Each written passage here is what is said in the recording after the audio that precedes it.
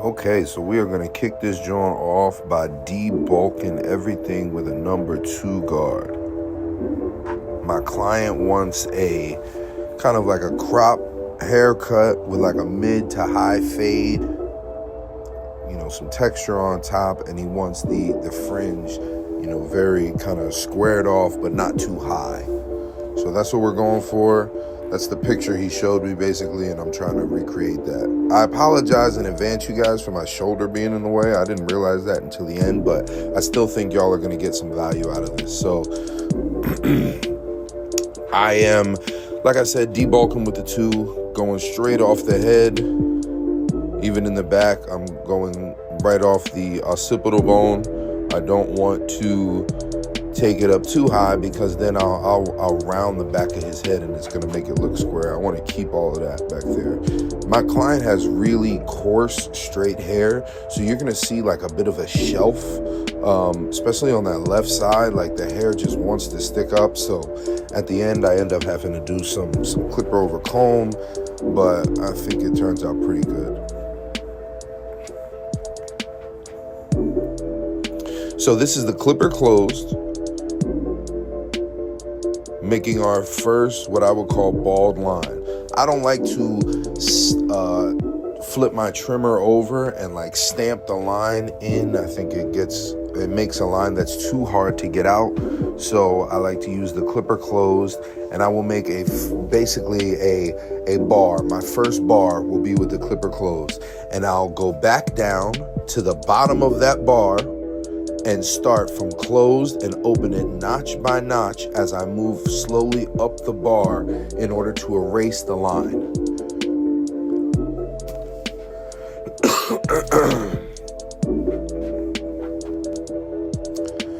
Now we debulked with a number 2. I am trying some new guards out, so I skipped the 1.5 because with these you can actually just go from the 1 open to the 2.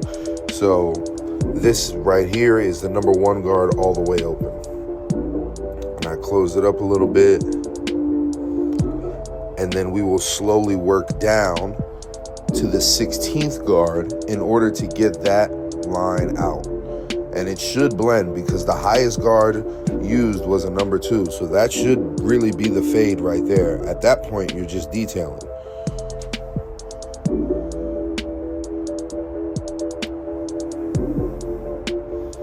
That's looking pretty good. Now I'm taking my trimmer and just knocking out all that hair at the bottom. While I'm right here, I figured I'd get it all done on the one side. A haircut like this in the barbershop normally takes me 30 minutes. If I'm talking 35, if I'm running my mouth a lot. But yeah, this is like something standard I would do, every day in the shop. So again, we'll do the same thing on the other side. Clipper closed, making our first, what we would call bald line. Even though it's not all the way bald, it's okay. We'll make our first bald line, and then we will open the clipper all the way and make the first bar with the blade open. And then move from closed to open all the way up slowly until that bar is completely blended out.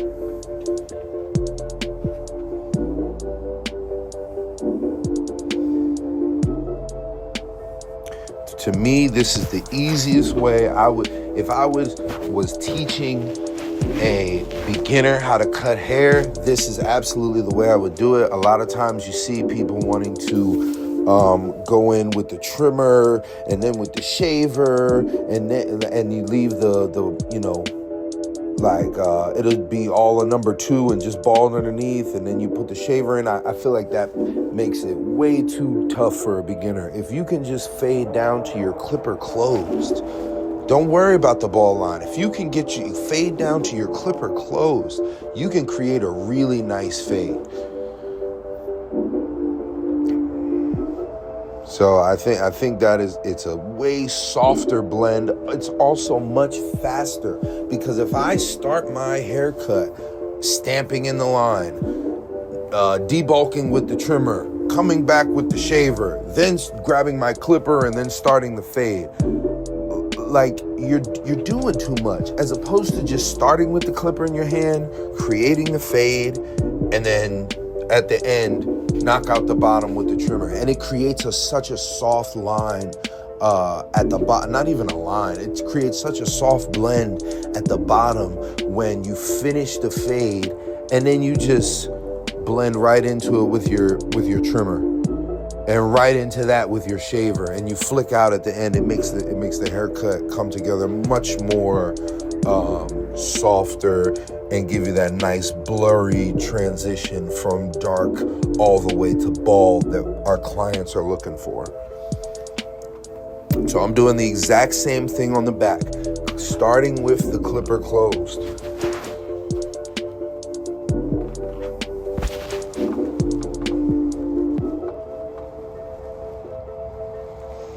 Man,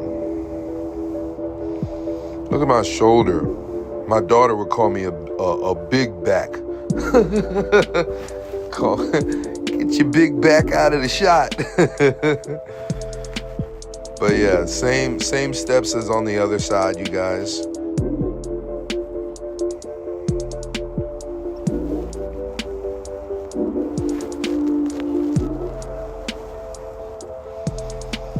And really, once you get a hang of your system and your, how you're gonna move through your guards and everything, this should, the left side of the head, the right side of the head, and then the back should take you 5 minutes each at most. And that's 15 minutes into the haircut. Now you've got another 15 minutes to cut the top, line them up, and basically do your detail work and get it the best you possibly can.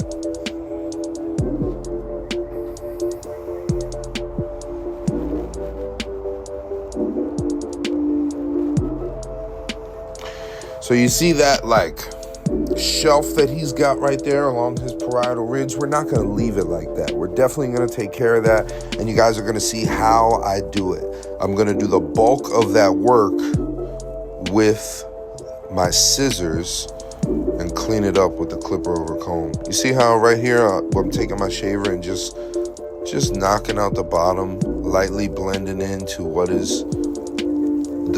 fade is already there, to the fade that's already there.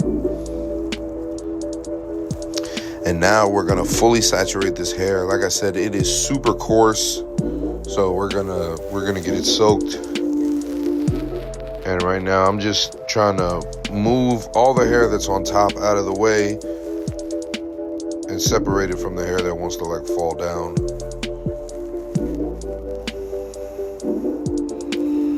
In school, they would call this a horseshoe parting. It doesn't have to be a perfect horseshoe. Sometimes people do a rectangular. Sometimes people do triangular. The main thing is all the little hairs. You want to look at not just the ends of the hair, but you want to be looking through the hair to the root. Where does the hair want to go? What direction does the hair want to travel as it's leaving the scalp? Pay attention to that, and that's how you'll know which hairs are going to sit on top versus what hairs are going to sit on bottom. And right here, I'm just connecting that number 2 that I debulked with initially to that ridge or that shelf that was sitting along the parietal ridge. That's why I wasn't worried about it, because I knew the whole time that once I wet the hair, I'm going to come back and cut all that and make it blend in anyway.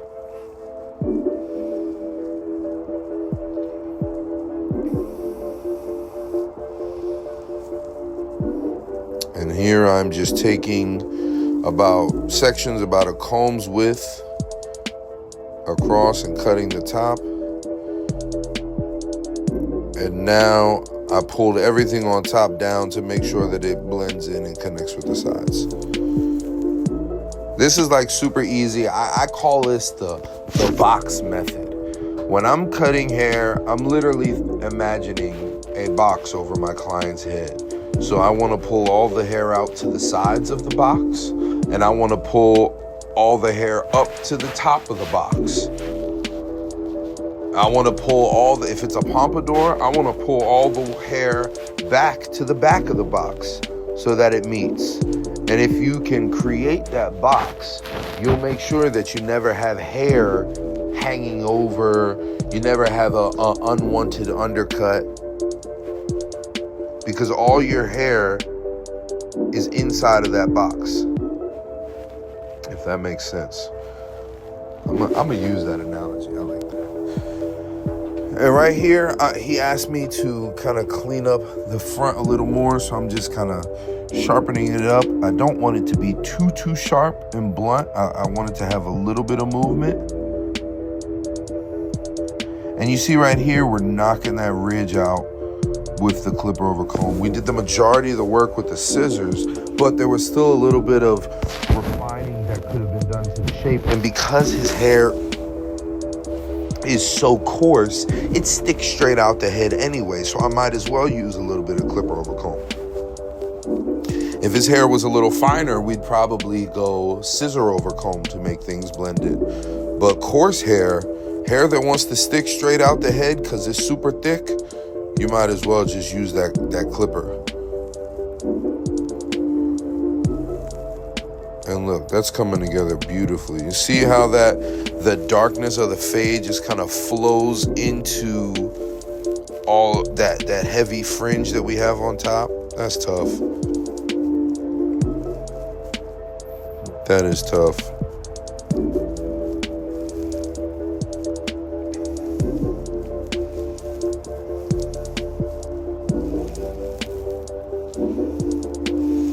I'm just refining the shape all the way around and making sure everything's good. But yeah, you see how we didn't cut into, look how it complements his head shape. We didn't cut up into his occipital bone area. We let it drop in the back. It's not necessarily a drop fade, it just contours his head shape.